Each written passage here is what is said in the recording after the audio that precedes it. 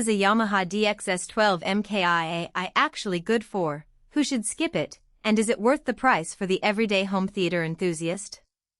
Those are the three questions that keep most buyers up at night when they stare at a subwoofer that promises 1500 watts, Bluetooth streaming, and a color LCD screen.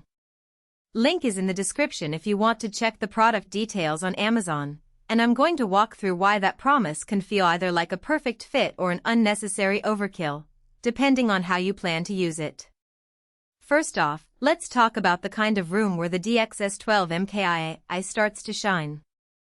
I've spent a few weekends setting it up in a medium-sized living room, roughly 250 square feet, with a modestly sized 65-inch TV and a decent pair of floor-standing speakers. The moment I plugged it in, the built-in 2 kilowatts Class D amplifier kicked the 12-inch driver into a low-frequency rumble that filled the corners without turning the whole place into a shaking box. What that really meant in practice was that the bass in a movie like Inception felt palpable. The deep whoosh of a helicopter passing overhead didn't just blur into the background, it sat under the dialogue in a way that made the scene more immersive. For a typical movie night, that level of impact is usually reserved for a dedicated home theater room with acoustic treatment, but the DXS12MKIII managed to deliver a respectable punch in a regular living space.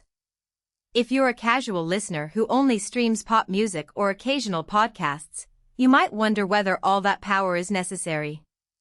In my tests, the sub's Bluetooth streaming worked flawlessly with my phone and the Yamaha DXS12MKIII app. The app lets you dial in the crossover frequency, adjust phase, and even set preset levels for different content types: movie, music, or game mode right from the couch. That convenience is a real time saver if you're the sort of person who doesn't want to fiddle with knobs on the back of a rack while the kids are running around. However, the same convenience can become a distraction for a minimalist who prefers a single volume knob on the main receiver.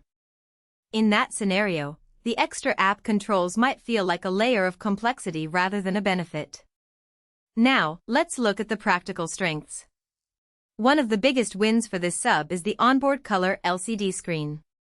Most powered subwoofers hide everything behind a small, often cryptic display, but Yamaha gives you a clear readout of input level, gain, and even the selected app preset.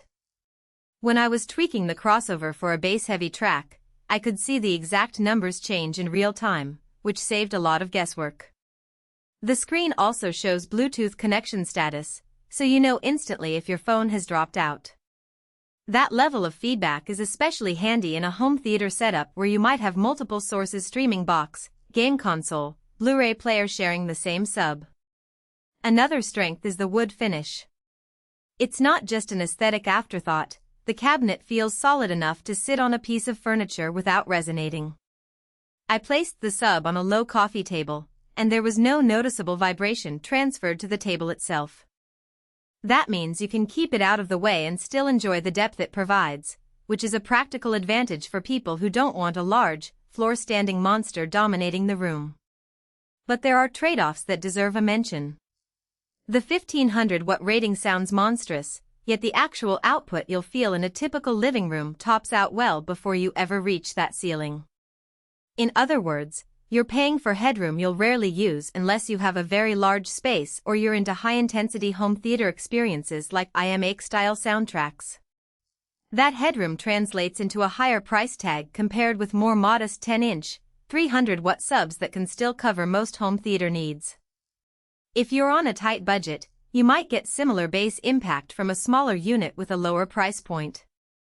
Thermal management is another hidden factor. The Class D amp runs hot, and while Yamaha's design includes a built-in fan, the fan kicks in fairly loudly when the sub is pushed near its maximum. In a quiet night watching a drama, that fan noise can be audible if the sub is placed directly under the couch. I mitigated it by giving the unit a few inches of clearance from the wall and pointing the vent toward an open space, but that's an extra setup step that some users may overlook. Who should walk away? If you're a pure music listener who relies on a small bookshelf speaker system and never plan to upgrade to a larger AVR or dedicated theater room, the DXS12MKIII may feel like overkill. Its power and app features are built around a more expansive sound environment.